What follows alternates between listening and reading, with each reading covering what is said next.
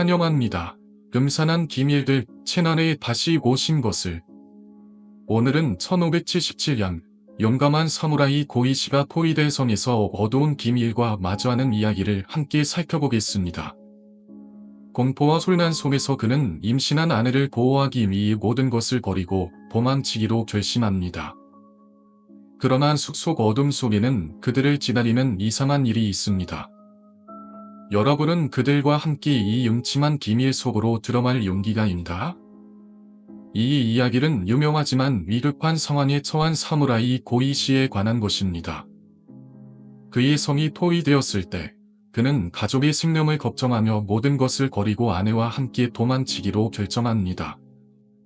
도망치는 과정에서 그들은 극한의 상황과 신비로운 한여의 출현에 직면하게 되어 그들의 여정은 더욱 끔찍해집니다. 과연 고이시는 어둠 속에서 숨어있는 끔찍한 것들로부터 아내와 자녀를 보호할 수 있을까요? 그는 병대 배신과 강교함으로 악명이 높았다. 맞서 나가 시사이들의 주인으로 모시고 있었는데 얼마 전 주인이 서실상 일본의 경정아 오다 노부나가에게 반기를 줌으로써 그가 있는 섬 적에게 포위당하고 말았다. 성이 함락되는 것은 시간 문제로 보였다. 영맹함으로 이름이 난 고이시였으나 그의 마음속에 두려움이 피어오르고 있었다. 이렇게 죽을 수는 없다. 그에겐 만석의 아내가 있었기 때문이었다. 제 한 목숨 거는 것이야 평생 전장을 누비며 일상 해오던 것이었으나 빨리 식구가 생기자 그의 생각은 이전과 달랐다. 천천히나 고민한 끝에 그는 결단을 내렸다. 지인과 부하들을 버리고 섬을 탈출하기로. 그날 밤 고이시는 아내와 칼 주자루만을 챙기고자 밤을 쫓다 몰래 섬을 빠져나왔다.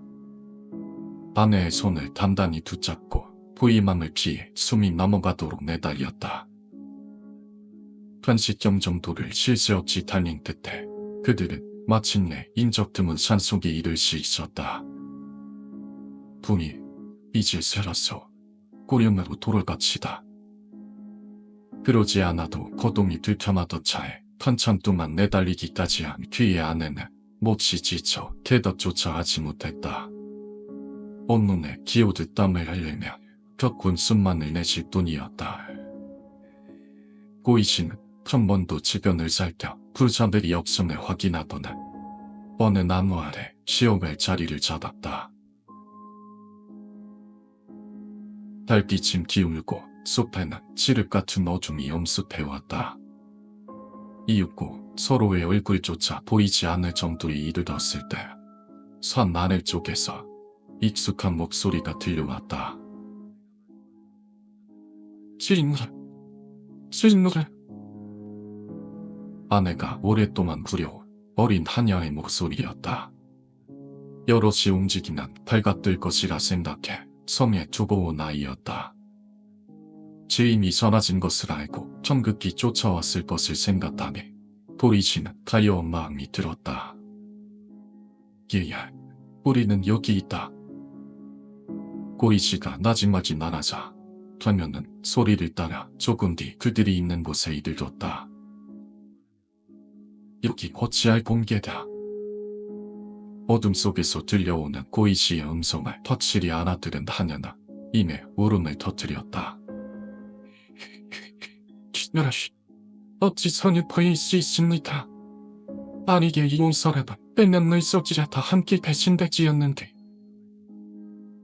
고이시 또한 목이 메었다. 거시는 주인도 부하도 버리고 홀로 도망치고 있는데 그 아이는 연약한 여자아이의 몸으로 목숨 걸고 자신을 따라온 것이었다. 고이시는 하녀의 어깨를 잡으며 미안함을 전했다. 늘 다시는 너를 버리지 않는다. 이제 계속 너와 함께할 것이니 눈물을 돋구거라. 그런데 그때 갑자기 아내가 고통에 겨운 신음소리를 내기 시작했다. 산통이 올라오기 시작한 것이었다. 깊이 이뤘대. 평생 싸움터를 누비며 사람을 죽이는 데엔 돈 같았으나 생명이 태어나는 순간에 무력하기 짝이 없는 뒤였다. 아이를 걷어낼 줄은 조금도 모르는 데다 달빛이 흐려진 탓에 찬치 앞도 보이지 않으니 그는 당황하여 어찌할 바를 몰랐다. 그런데 여종이 문득 아내에게 다가갔다. 그녀는 능숙하게 아내의 상태를 살피는 듯 하더니 당황하지 않고 아기를 받아낼 준비를 하기 시작했다.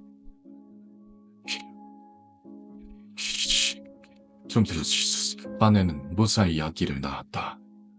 본명은 사내 아이였다. 어둠 속에서 아이를 만져본 고이씨는 한층 더 뭉클한 마음이 들었다. 신부는 비천하지나 저 아이가 나보다 낫다. 움직이 쏘아야 남자든 여자든 이런 저를 곁에 둠어야 하는 것이다.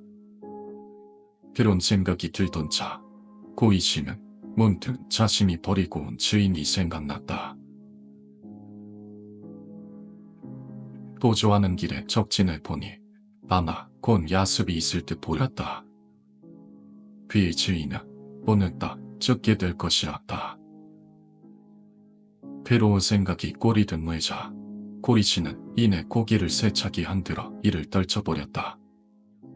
그리고는 당장 눈앞의 일에 집중했다. 날이 밝는 대로 민가를 찾아 부인과 아이의 상태를 살피도록 하겠소. 고생 많으셨소. 날이 어두워 한치 앞도 보이지 않는 데다 아내가 더 이상 움직이기 어려운 상태이니 그는 그곳에 하룻밤 묵어가기로 했다. 미리 가져온 약간의 식량을 건네 아내의 기운을 돋돋은 뒤 그녀를 나무 아래 눕혔다. 그러고 자녀에게 아이를 맡기고 자신도 팔을 안고 나무에 기대어 고단한 몸과 마음을 가누었다. 얼마나 지났을까. 고이씨의 아내는 좀처럼 다시질 않는 산통에 잠에서 깨었다. 눈을 뜨자마자 아기가 생각난 그녀는 아이를 안고 있을 하녀를 찾았다. 하녀는 짙은 어둠 너머 어느 나무 밑둥에 앉아 있었다. 아이를 안고 고개를 푹 숙이고 있는 것을 깜빡 잠에 들어버린 듯했다. 미안하고 딱한 마음이 일어 하녀에게서 아이를 안아오고자 몸을 일으키려던 찬다. 이상한 소리가 들려왔다. 자녀는 기다란 혀를 내밀고서 품속의 아이를 핥아대고 있었다. 자세히 보니 하녀의 진기는 이전에 알던 것이 아니었다.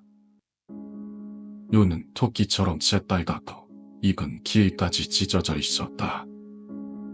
그리고 벌어진 아가리 사이로 펄뚱만한 혀를 날른대며 쉴 새 없이 살점을 입에 집어넣고 있었다. 그러더니 이내 아기의 머리를 한 입에 모너뜯어버렸다. 아내는 눈앞이 캄캄해졌다. 이루 말할 수 없는 절망과 공포심에 떨려 슬며시 남편을 흔들어 끼웠다. 고이씨가 뒤늦게 정신이 들어 아내가 쳐다보는 곳을 보니 자녀는 이미 아이의 어깨에서 오른팔을 찢어먹고 있었다. 고이씨는 헌비처는 너의 양이야 차를 집어넣었다. 하지만 자녀는 일순간 궁짐에 끼어올라 이를 가볍게 피하더니 나무 밑 다지에 올라섰다. 그때 하늘에 구름이 걷히고 달빛에 하녀의 모습이 드러났다. 온몸이 피처럼 찼달다 흉측한 욕이었다.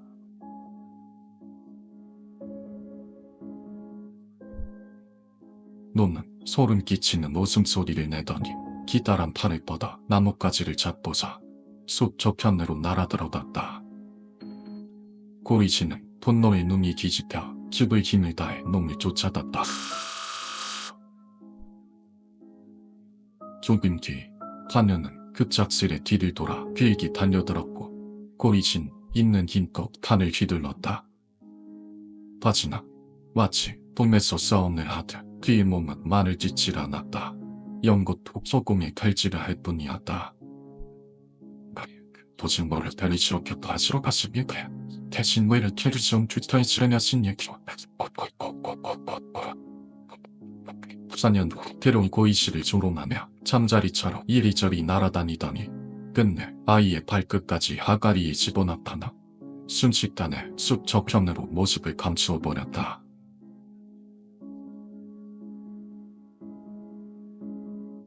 묘기를 놓친 고이씨는 손만 안에 그만 칼을 떨어뜨리고 말았다.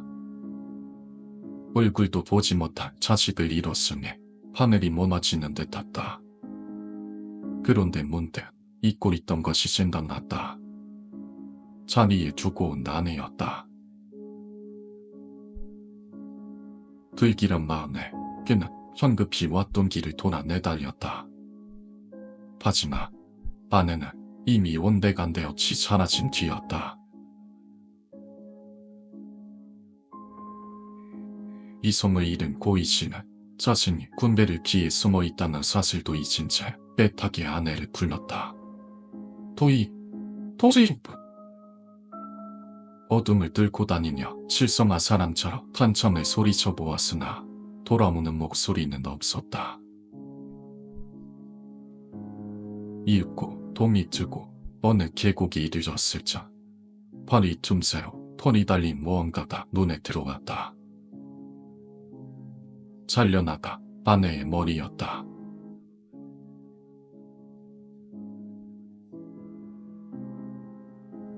아까 보았던 묘기의 소리인지 아닌지도 알 수 없었다. 고리씨는 아내의 머리를 끌어안고서 어린아이처럼 눈물을 흘렸다.